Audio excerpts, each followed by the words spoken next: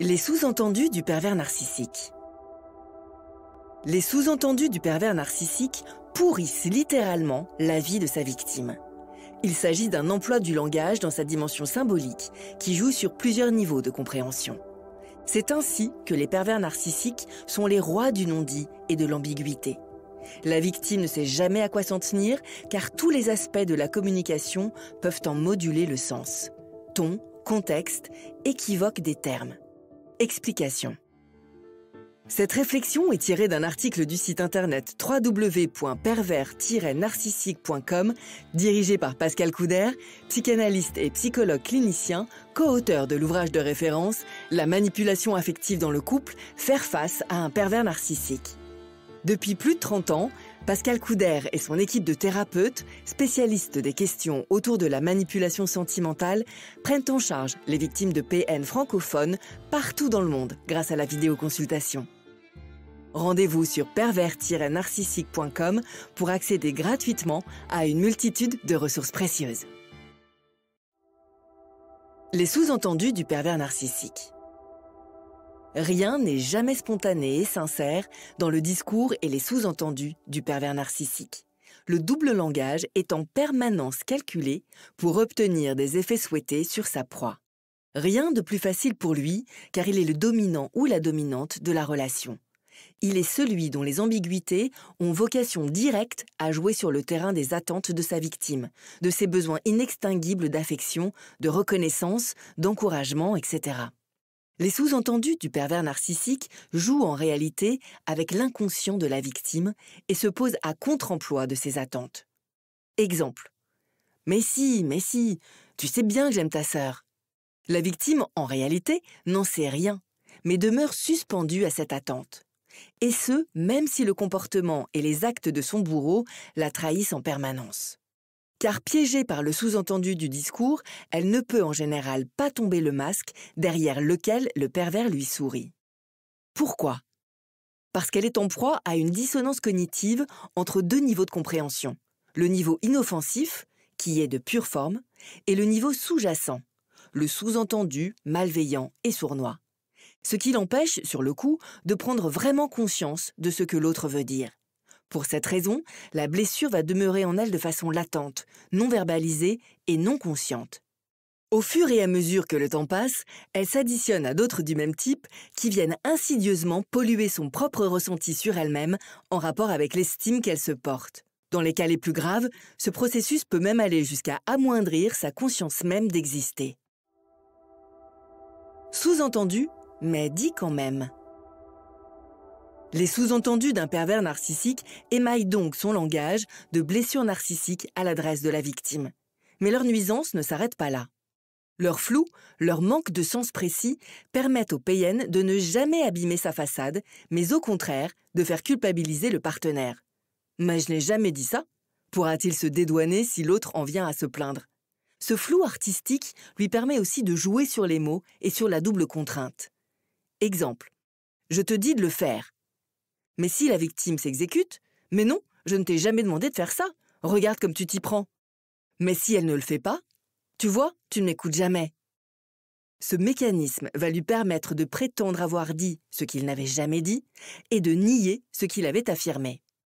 Nous le répétons souvent sur ce blog, mais à bon entendeur, le discours d'un pervers narcissique est un discours qui dit tout et son contraire. Il ne veut en réalité rien dire du tout. Il nie l'autre dans son existence, pure et simple. Ce discours est fait pour vous rendre fou. Second degré et humour chez le pervers narcissique. Nous avons déjà évoqué sur ce blog la particularité de l'humour pervers. Le second degré y fonctionne à plein rendement pour égratigner le partenaire en permanence, en gardant une mine angélique et en jouant sur le pas vu, pas pris. Rien d'étonnant à cela, puisque, comme nous venons de le voir, les victimes mettent un certain temps à s'apercevoir que ces plaisanteries n'ont rien d'inoffensif. Mais elles ne peuvent rien objecter non plus. Piégées par le double sens du discours, elles se verront accusées justement de ne rien voir, soit d'être stupides et de n'avoir aucun humour. Comme si accepter de passer pour un ou une demeurée serait synonyme d'intelligence et d'humour. Les sous-entendus du pervers narcissique et son humour servent donc bien à se moquer de son partenaire à tous les niveaux.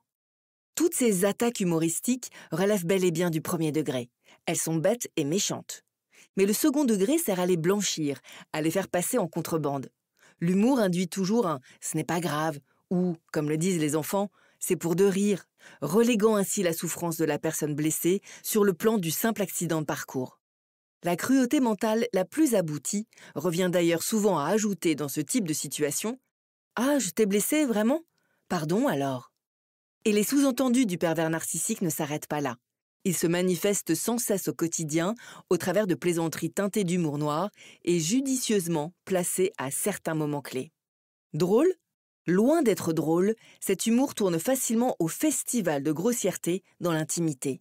Elles n'ont, selon le pervers, rien de choquant ou de grave, ce qui intime à la victime l'ordre de subir. Il y a un côté borderline chez certains pervers narcissiques qui les arme de beaucoup de cynisme. En coulisses et dans le secret de leur foyer, ils se montreront rebelles à toute règle et prôneront le laisser-aller et la saleté sur le plan domestique. Et cela va exténuer les victimes qu'ils saboteront en permanence dans leur volonté de redresser la situation. D'autant qu'extérieurement, ils savent se montrer irréprochables, notamment lorsqu'ils s'adressent à des personnes supposées être importantes à leurs yeux. Ces comportements devraient pourtant mettre la puce à l'oreille des victimes et leur faire soupçonner la violence sous-jacente à l'humour déjanté de leur partenaire. Pour l'expliquer plus clairement, ce partenaire a le talent, non pas de peindre, comme elles l'ont cru au départ, la vie en rose, mais plutôt la vie en laid. Il détruit purement et simplement leurs valeurs et leur écosystème.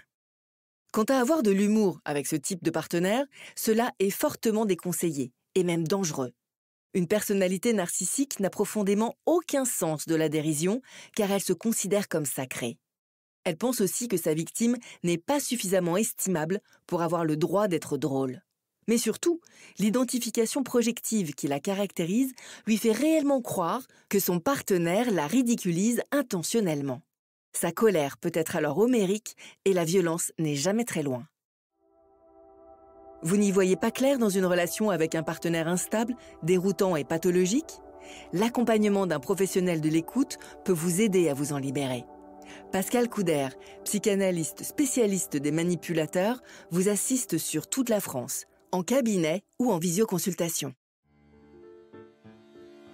N'hésitez pas à vous faire accompagner par des thérapeutes spécialistes de la question de la perversion narcissique.